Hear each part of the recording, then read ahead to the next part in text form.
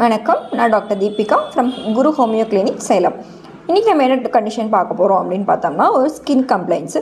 இந்த ஸ்கின் வந்து ரொம்ப ட்ரையாக இருக்குது, செதிலாக வருது, அந்த மாதிரிலாம் ஒரு சிலருக்கு இருக்கும். அப்படின்னு என்னென்னு தான் பார்க்க போகிறோம். அதுக்கு பேர் தான் வந்து இக்தைசிஸ் வல்காரிஸ் அப்படின்னு சொல்லுவோம். அது வந்து எதனால் வருது அப்படின்னு பார்த்தோம்னா, ஒரு ஜெனட்டிக்கான ஒரு கண்டிஷன் தான்.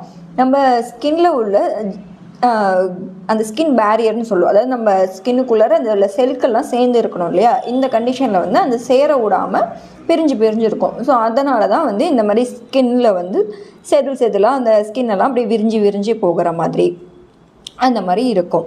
ஸோ இது வந்து ஒரு ஜெனட்டிக் மியூட்டேஷனால் ஜெனட்டிக் டிசீஸ் அப்படின்னு சொல்லுவோம், ஜெனட்டிக் டிஸார்டர்.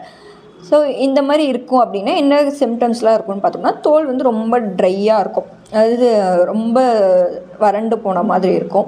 ஸோ வந்து மீன் தோல் எப்படி இருக்குது, செதிலாக இருக்குது இல்லையா, அந்த மாதிரி செதிலாக வரும். அந்த மாதிரி தோல் உறிஞ்சிக்கிட்டே இருந்து அந்த தோல் வந்து உதறிக்கிட்டே விழுந்துக்கிட்டே இருக்கும். ஸோ அது வந்து நாள்பட்ட அப்படியே விட்டுட்டோம் அப்படின்னா, எந்த ஒரு கண்டிஷன் நம்ம எதுவுமே பாதுகாக்கல அப்படின்னா ரொம்ப அது கிராக் மாதிரி ஃபார்ம் ஆகி ப்ளீடிங் ஆகும், ரொம்ப பெயின் அதிகமாக இருக்கும். இதே வந்து ரொம்ப ட்ரை கிளைமேட் அந்த மாதிரி இருக்குன்னா ரொம்ப இச்சிங் அதிகமாக இருக்கும், ப்ளீடிங் அந்த மாதிரிலாம் அதிகமாக வாய்ப்பு இருக்குது. ஸோ இதுக்கு என்ன பண்ணலாம் அப்படின்னு பார்த்தோம்னா, நல்ல நீர் ஆகாரங்கள் நிறைய எடுத்துக்கணும். அது குக்கும்பர், வெள்ளரிக்காய், பப்பாளி அந்த மாதிரி ஃபுட்ஸ் எல்லாம் நிறையா எடுத்துக்கணும். தண்ணி நிறையா குடிக்கணும். தென் இதுக்கு என்ன அப்ளை பண்ணலான்னு பார்த்தோம்னா, தேங்காய் எண்ணெய் நல்லா அப்ளை பண்ணி வச்சுக்கோங்க. ஏன்னா அது வறண்டு போகாமல் இருக்கணும்.